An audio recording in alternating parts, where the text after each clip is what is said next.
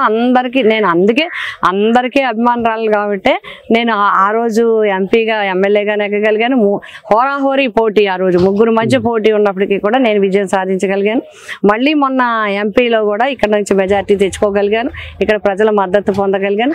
మళ్ళీ నాకు అన్ని వర్గాలు ఒక్క క్యాస్ట్ మీద బేస్ చేసి ముఖ్యమంత్రి గారు నాకు ఇవ్వలేదు. నేను సెలెక్ట్ చేసుకుని కూడా రాలేదు. ఇక్కడ ఎవరున్నారు ఏంటని కూడా సెలెక్ట్ చేసి రాలేదు. నేను పని చేశాను. నా పనితీరును ప్రజలు గుర్తించారు.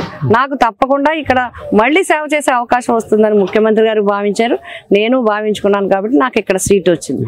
ఇంకా నాకు వస్తాయా లేదా ప్రత్యర్థికి వస్తాయా అనేది మనం ఆలోచన చేస్తే డెఫినెట్గా ఆయన కాపు వర్గానికి సంబంధించిన ఆయనైతే నేను కాపు ఆడబడుచుని కాపు ఇంట పుట్టిన ఆడబిడ్డను నేను కాబట్టి వాళ్ళు నన్ను కూడా ఆదరిస్తారు. వారు బిడ్డగా నన్ను ఆదరిస్తారు తప్పకుండా.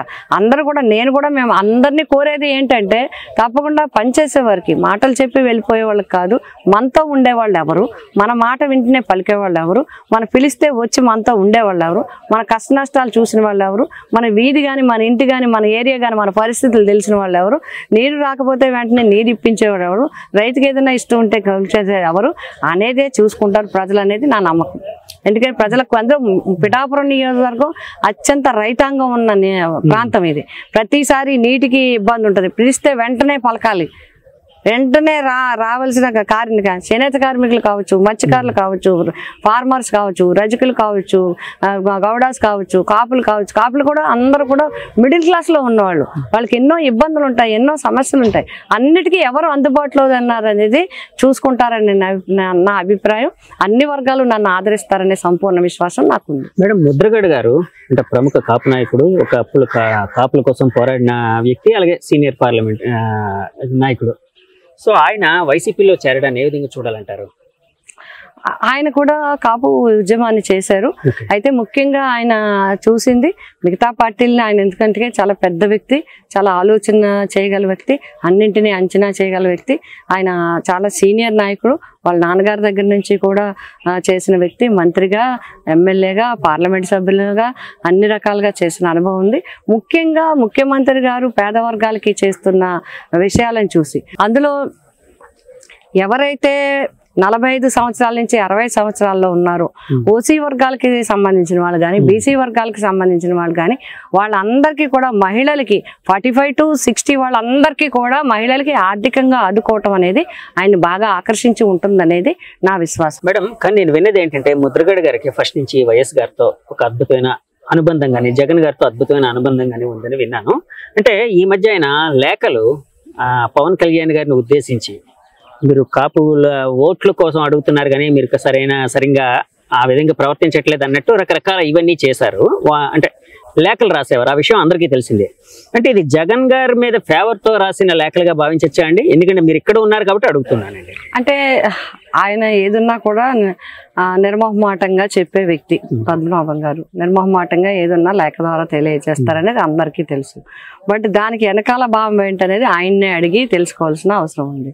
ఏ రకంగా ఏది చెప్పారు, ఏది చెప్పబోతారు అనేది ఆయన బహుశా ఆయన స్వతహాగా అంటే ఆయన నుంచి మాకు కొంచెం దగ్గరగా తెలిసిన దాన్ని బట్టి ఆయన అన్నీ ఆలోచించుకొని చేస్తారు తప్ప ఎవరో ఏదో చెప్తే ఎవరో ఏదో అంటే చేసే వ్యక్తి కాదు పద్మనాభం గారు. అంటే ఆయన ఆలోచనకి ఆయన ఆలోచించుకుని ఆయన ఆలోచన పరంగా చేస్తారు తప్ప వేరే రకంగా ఒత్తిళ్లతోనో ఇంకొకరి రకంగానో చేయిస్తే చేసే మనిషి కాదు. ముద్రగడ గారు ఆ మధ్య ఒక మాట అన్నారండి, పవన్ కళ్యాణ్ గారు ఎక్కడ పోటీ చేస్తే అక్కడ నేను ఆయనకి వ్యతిరేకంగా ప్రచారం చేస్తానని చెప్పారు. సో ఆ విధంగా ఇక్కడ ప్రచారం చేసే అవకాశం ఏమైనా ఉందండి? అది పార్టీ నిర్ణయిస్తారు. వ్యతిరేకంగా కాదు, సన్నిహిత్యం ఉంది కదా. ఏదైనా అది ఆయన్ని అడగవలసిన ప్రశ్న అయినప్పటికీ కూడా ఇక్కడ నన్ను అడిగారు కాబట్టి ఆయన మొన్నటి వరకు ఆయన స్వతంత్రంగా ఉన్న వ్యక్తి.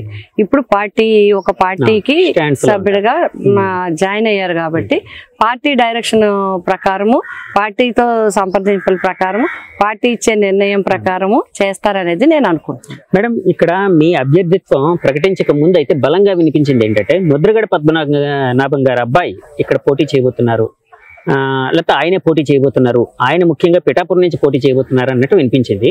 అవేమైనా మీకేం తెలుసా మేడం? కూడా ఇప్పుడు అప్రస్తుతం అండి. ఎందుకు అంటే ఒక టికెట్ అనౌన్స్ చేయకముందు చాలా మంది చాలా ఒక్కొక్క టికెట్ కి ఒక్కొక్క ప్లేస్ కి ముగ్గురిని నలుగురిని కూడా ఆప్షన్ పెట్టుకుంటారు, లేదా ఒక్కొక్కరు ఒక్కొక్క దగ్గర పోటీ చేయాలనుకుంటారు. మరి ఇప్పుడైతే పరిస్థితి అయితే ఇప్పుడు నన్ను అనౌన్స్ చేశారు, ఆల్రెడీ నేను స్టార్ట్ చేసుకున్నాను. డైరెక్షన్ కూడా నాకు అట్లాగే ఉంది. మొత్తం ప్రచారం కూడా స్టార్ట్ చేయబడినారు, సీఎం గారు కూడా స్టార్ట్ చేశారు. కాబట్టి ఇప్పుడు దాని గురించి చర్చించడం అంత భావ్యంగా ఉండదనేది నా ఉద్దేశం. ప్రచారంలో ఇప్పుడు అధినాయకులు రకరకాల నియోజకవర్గాలకు వెళ్ళి ప్రచారం చేస్తూ ఉంటారు, అక్కడ అభ్యర్థికి సపోర్ట్ గా. అలాగే ఇక్కడ అంటే పవన్ కళ్యాణ్ గారు పోటీ చేస్తున్నారు కాబట్టి రాష్ట్ర వ్యాప్తంగా అందరి దృష్టి దీని ఇక్కడ పిఠాపురం మీద ఉంది కాబట్టి సీఎం గారు జగన్ గారు ఇక్కడికి వచ్చి మీకు సపోర్టివ్ గా పోటీ చేసే ఇదేనా ఉందండి పరిస్థితి? అలాంటిది ఏదైనా తెలుసా మీకు?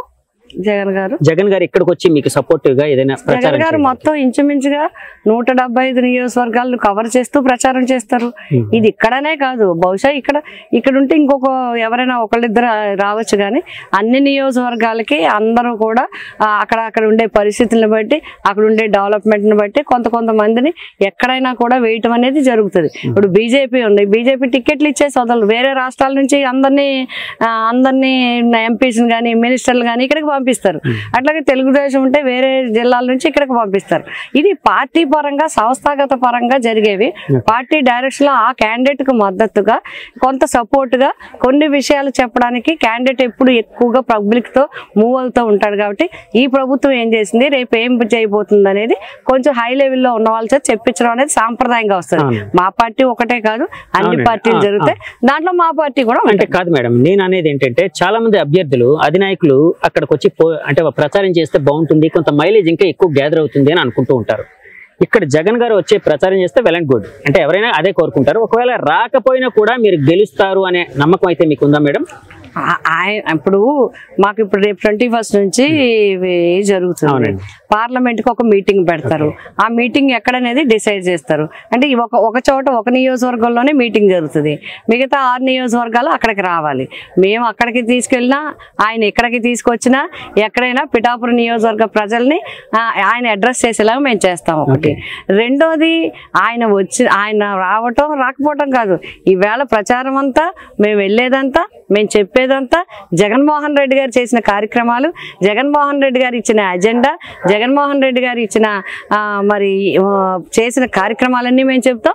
రేపు మళ్ళీ చేయబోయే కార్యక్రమాలన్నీ కూడా చెప్తాం. ఎక్కడైనా ఎప్పుడైనా ఆఖరి వరకు జగన్మోహన్ రెడ్డి గారే ఈ నియోజకవర్గానికి ఈ అభివృద్ధి ఏ విధంగా చేస్తారు, ముఖ్యమంత్రి గారిని ఏం చేశారని చెప్తూనే మేము ముందుకెళ్తాం. మేడం, మీరు అంటే చాలా చదువుకున్నారు, విద్యాధికారులు. సో అంటే మీరు ఏం చదువుకున్నారు నాకు ప్రాపర్ గా తెలియదు. ఒక్కసారి, ఎందుకంటే ఇది సోషల్ నెట్వర్క్ లో ఒక రకరకాల ట్రోలింగ్ నడుస్తున్నాయి మిమ్మల్ని పవన్ కళ్యాణ్ గారిని కంపేర్ చేస్తూ. మీరు ఏం చదువుకున్నారు మేడం? మీ నోటి ద్వారా వినాలనుంది. నేను degree women's college, ASD women's college కాకినాడలో చదువుకున్నాను. తర్వాత ఏయుపీజీ సెంటర్లో ఆంధ్ర యూనివర్సిటీ నుంచి MA politics, MA public administration, MA sociology చేశాను. మెడ్రాస్ యూనివర్సిటీ నుంచి ఎంఎస్సి సైకాలజీ చేశాను. అట్లాగే రాజమండ్రి జిఎస్ఎల్ లా కాలేజీ నుంచి లా చేశాను.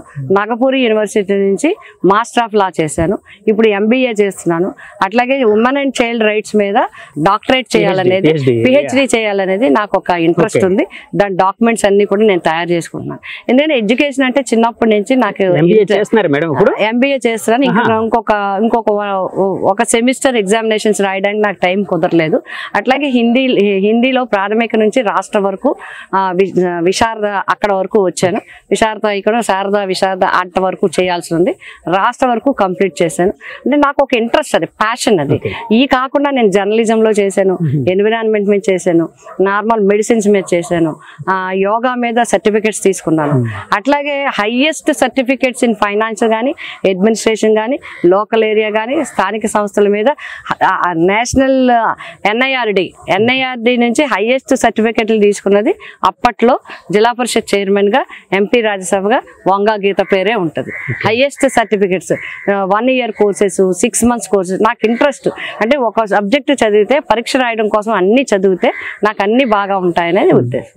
మేడం, మీరు రాజకీయంగా అంటే రాజకీయ నాయకులు అంటేనే అసలు టైం ఉండదు. అంటే పర్సనల్ టైం అనేది చాలా స్పేస్ అనేది చాలా తక్కువ ఉంటుంది. అంటే ఫ్యామిలీకి కేటాయించడం, ఇటు వీళ్ళందరూ వస్తూ ఉండడం, పబ్లిక్ ఎక్కువ టైం కేటాయిస్తూ ఉంటారు.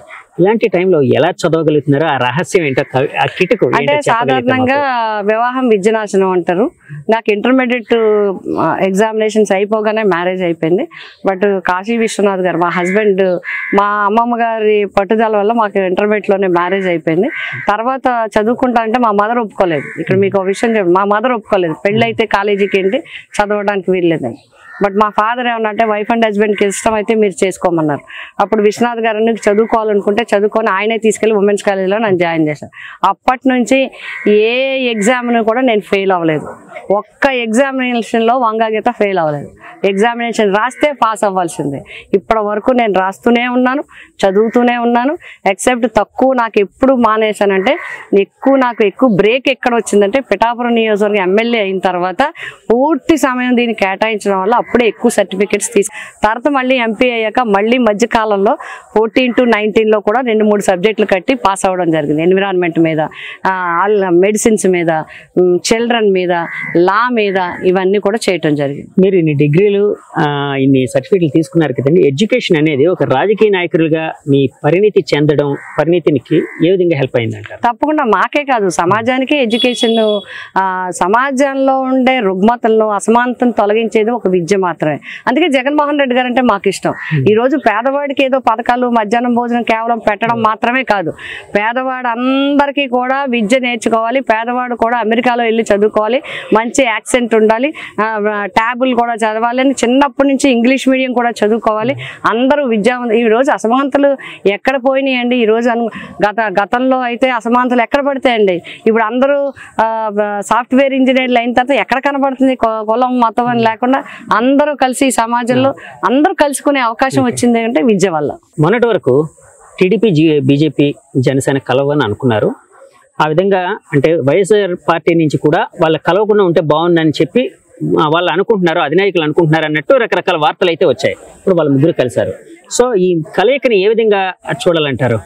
అంటే ఇది పొలిటికల్గా జగన్మోహన్ రెడ్డి గారికి వెనక్కి పెట్టాలనే ఆలోచన. జగన్మోహన్ రెడ్డి గారిని ఎదుర్కోవడానికి అందరూ ఒకటైతే తప్ప సాధ్యం కాదని వాళ్ళ ప్రయత్నం. ఎందుకంటే 3 పార్టీలు గతంలో కూడా కలిసి అప్పుడు సాధించగలిగాము. అయితే అప్పుడుకి ఇప్పటికి చాలా తేడా ఉంది.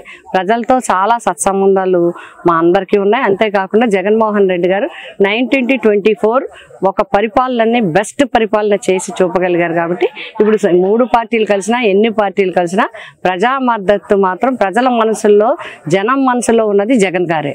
తప్పకుండా విజయం సాధించే కదా. ఎవరు ఎన్ని ఎత్తులు వేసినా కూడా, ఎవరు ఎన్ని ప్రయత్నాలు చేసినా కూడా రేపు రాబోయేది వైఎస్ఆర్సీపీ పార్టీ అధికారంలోకే వస్తుంది. జగన్ గారే ముఖ్యమంత్రి అవుతారు. మేడం, ఇప్పుడు అంటే 5 ఏళ్ళ పరిపాలన తర్వాత ఏ ప్రభుత్వం మీదైనా జనరల్ గా ఒక వ్యతిరేకత అనేది వస్తుంది. అంటే మీ మీద బయట వినిపిస్తుంది ఏంటంటే, అంటే ప్రతిపక్షాల నుంచి ఇప్పుడు ఆపరేషన్ లేకుండానే మోకాళ్లకు ప్లాస్మా ట్రీట్మెంట్, మీ ఆర్థోపెడిక్ సమస్యలన్నిటికీ రోబోటిక్ టెక్నాలజీ ద్వారా తక్కువ ఖర్చుతో శాశ్వత పరిష్కారం, ఫ్రీ కన్సల్టేషన్, ప్రతి ట్రీట్మెంట్ పై 20% డిస్కౌంట్. ఈ ఆఫర్ కొద్ది రోజులు మాత్రమే, త్వరపడండి.